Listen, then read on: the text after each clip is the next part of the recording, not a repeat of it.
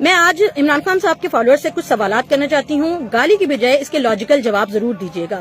آپ کہتے ہیں عمران خان صاحب نے پناہگاہ کا منصوبہ شروع کیا، جبکہ فیکٹ اینڈ فگر کہتے ہیں کہ یہ سیلانی ٹرسٹ کا منصوبہ تھا، صرف حکومت پاکستان نے ان کو زمین پرووائڈ کی تھی، اوپر پناہگاہیں بنانا اور لنگر خانے چلانا سیلانی ٹرسٹ کا کام تھا اور وہی کر رہے تھے۔ آپ کہتے ہیں عمران خان صاحب نے صحت کارڈ بنایا، جبکہ فیکٹ اینڈ فگر کہتے ہیں کہ 2014 میں نواز شریف صاحب نے صحت کارڈ کا منصوبہ شروع کیا، 2016 تک 2 لاکھ سے زیادہ لوگوں کو اس کا فائدہ ہو چکا ہوا تھا۔ اس کے علاوہ آپ کہتے ہیں کہ کشمیر جو ہے اس کے اوپر بڑی ایک اچھی پالیسی تھی، جبکہ عمران خان صاحب جب ڈونلڈ ٹرمپ سے مل کے آئے تو انہوں نے کہا مجھے ایسا لگے گا جیسے میں دوسرا ورلڈ کپ جیت کے آ گیا اور اس کے بعد 370 ڈیمولش ہو گیا، لیکن آپ نے سفارتی سطح پہ کچھ نہیں کیا اور آپ نے صرف اپنی عوام کو کہا کہ آپ آدھا گھنٹے کے لیے دھوپ میں کھڑے ہو جائیں، اس کے علاوہ کچھ کیا تو وہ ضرور بتائیے گا۔ چائنا میں جو طلباء گئے تھے عمران خان صاحب کی گورنمنٹ میں ان کو جو اسکالرشپس تھیں وہ نہیں ملی اور 3 ماہ کی جو اسکالرشپس تھیں وہ کھا لی گئیں اور اربوں روپے کے اس میں گھپلے کیے گئے، یہ بھی ریکارڈ کے اوپر موجود ہے۔ سمیع ابراہیم صاحب ایک صحافی ہیں جن کا صحت کے شعبے سے کوئی لینا دینا نہیں ہے۔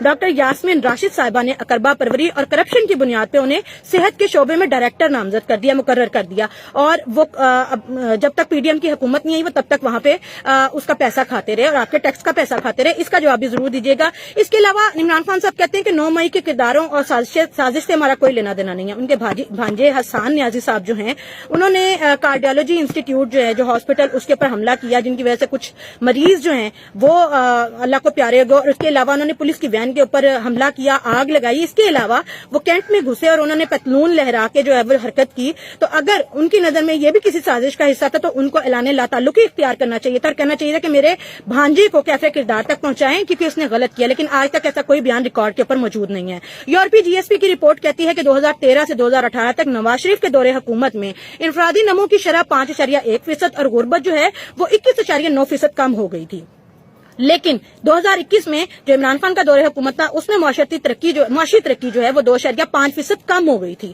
یہ ریکارڈ کے اوپر موجود ہے۔ اس کے علاوہ وہ عمران خان صاحب جو کہتے تھے کہ موٹر ویز اور اورنج ٹرین اور میٹرو ٹرین، جنگلہ بس سروسز جو ہیں یہ پوری کی پوری پیسہ کھانے کی مشینیں ہیں اور یہ غلط منصوبے ہیں، لیکن انہوں نے پشاور میں بی آر ٹی کا ایک منصوبہ شروع کیا اور اس میں بھی 10 ارب روپے کا نقصان کیا جو آج تک کمپلیٹ نہیں ہوا۔ یہ میں نہیں کہہ رہی، الجزیرہ کی رپورٹ ہے۔ ریاست مدینہ کا وعدہ کیا اور آپ ہی کی وزیر نے شیری مزاری صاحبہ نے LGBTQ کا قانون 2018 میں پاس کرا دیا، یعنی کوئی بھی مرد جو ہے وہ اپنے آپ کو ٹرانسجینڈر لکھوا سکتا ہے نادرا میں جا کے، یہ میں نہیں کہہ رہی، فیکٹ اینڈ فگر کہہ رہے ہیں۔ اس کے علاوہ آپ کہتے ہیں کہ عمران خان صاحب نے بلین ٹری منصوبہ شروع کیا، جبکہ فیکٹ اینڈ فگر کہتے ہیں کہ 2015 سے 2016 میں نواز شریف صاحب نے پوٹھوہار ریجن میں 3 لاکھ کے قریب جو ہے وہ زیتون کے پودے جو ہے وہ لگائے تھے اور یہ اسی کی کاپی تھے، چلے مان لیتے انہوں نے شروع کیا تھا، لیکن فیکٹ اینڈ فگر کہتے ہیں کہ اس میں بھی اربوں روپے کے گھپلے تھے، پودوں کی قیمت زیادہ بتائی گئی، مزدوروں کی مزدوری زیادہ بتائی گئی اور اس طرح خزانے کو لوٹا گیا۔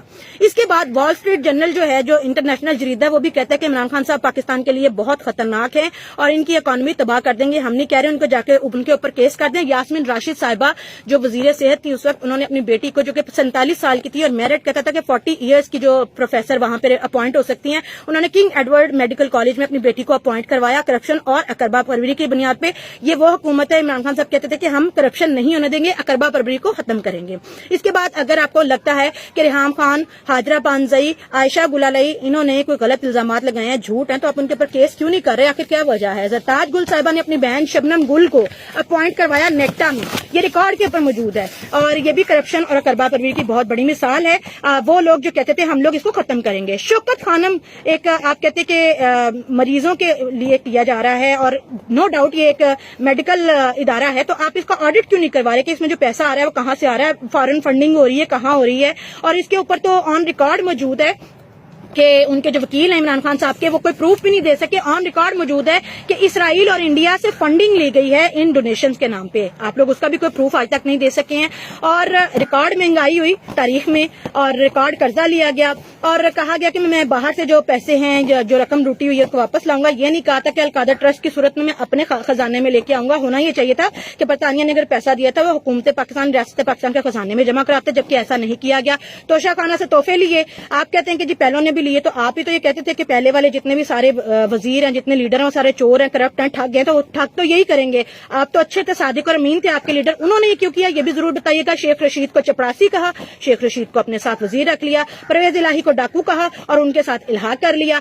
इन्होंने कहा कि मैं एमनेस्टी स्कीम नहीं दूंगा, एमनेस्टी स्कीम भी दी और लोगों को अरबों रुपए का फायदा भी दिया। इसके अलावा कहा प्रोटोकॉल नहीं लूंगा, प्रोटोकॉल भी लिया।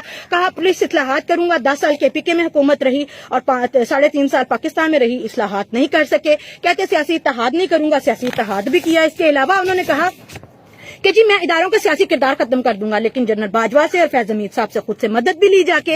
अंडे कट्टे बच्चे और बकरियों के बच्चों के जो मंसूबे थे वो उनका भी सिर्फ ऐलान किया, वो भी आज तक ग्राउंड के ऊपर शुरू नहीं किए गए। और इसके बाद अफगानिस्तान में जब फौज का इनखला हुआ तो अमेरिका के सदर ने इनसे कॉल पे बात करना जो है वो भी मुनासिब नहीं समझा। मोदी को कॉल किए, 370A की अबॉलिश होने के बाद उन्होंने भी कॉल अटेंड नहीं की। खुद इनके इमरान खान साहब के रिकॉर्ड के ऊपर बयानात मौजूद हैं, वो कहते हैं कि मैंने कॉल किया, मेरी उनसे बात नहीं हुई। तो ये तो आपके सिफारती सतह के ऊपर आपके इमरान खान साहब की वैल्यू थी। इसके बाद बात यही खत्म नहीं होती। पाकिस्तान की 70-75 साल तारीख में पहली बार ऐसा हुआ कि इसराइल जो कि हमारा अजली दुश्मन है, जिसे हमने आज तक तस्लीम नहीं किया है, उसका तैयारा पाकिस्तान में इस्लामाबाद में लैंड किया। ये इमरान खान साहब के दौरे हुकूमत में हुआ। क्यों हुआ इसकी आज तक कोई वजाहत नहीं दे सका। या बात यही खत्म नहीं हुई। इमरान खान साहब के दौरे हुकूमत में ही पहला पाकिस्तानी पाकिस्तान के पासपोर्ट पे जिसके ऊपर लिखा हुआ है कि ये इसराइल में वैलिड नहीं है, उसी पासपोर्ट के ऊपर पहला पाकिस्तानी जो है वो इसराइल जाता है। ये कैसे हुआ, क्यों हुआ, ये आज तक कोई जवाब नहीं दे पाया। आप जरूर मुझे जवाब दीजिएगा, अगर गालियों से फुर्सत मिल जाएगी। इसके बाद खिराते इदारे की जो रकम है, जो शौकत खानम की रकम है, वो इमरान खान साहब के जाती अकाउंट्स में जाती है। अगर वो डोनेशन है और वो मरीजों के लिए आता है और मरीजों की फलाह बहबूद के लिए आता है, तो इमरान खान साहब के जाती अकाउंट में क्यों जाता है, ये भी आपने जरूर बताना है मुझे। इसके बाद आपके जो इमरान खान साहब हैं उनके और उनके जितने अकाउंट्स हैं उनका जो राब्ते हैं वो इसराइली फंड्स और इंडिया के जो जासूसी इदारे हैं उनके साथ मिले हैं। उनके प्रूफ मौजूद है, डॉक्यूमेंटेड प्रूफ मौजूद हैं। आप इसे भी जरूर डिनाई कीजिएगा।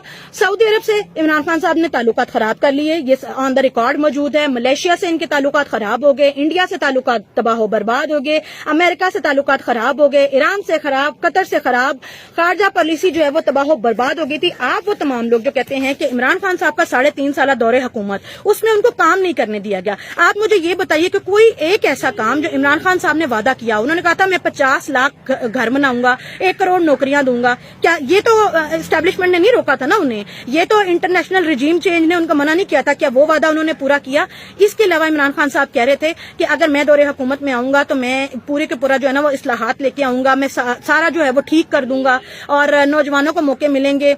वही चोर ठग डाकू जिनको वो गालियां दे रहे थे उन्हीं को अपने साथ बिठा लिया। मैं फैक्ट एंड फिगर के ऊपर आप लोगों को ये प्रोवाइड कर रही हूँ। मैं साथ कोशिश करूंगी कि अपनी डिटेल्स जो हैं वो भी दे दूं और उनके प्रूफ भी दे दूं। गाली देने के बजाय आपके पास अगर इसके खिलाफ या इनके अगेंस्ट कोई सबूत मौजूद है मुझे जरूर दीजिएगा, मैं इंतजार करूंगी। अदरवाइज गाली देना ये तो कोई बात नहीं, कमजोरी की अलामत है। गाली देके आप लोग ये साबित करते हैं कि आप लोग हार गए और आपके पास अपनी सच्चाई साबित करने का कोई भी प्रूफ मौजूद नहीं है, क्योंकि आप सच्चे नहीं, आप झूठे हैं।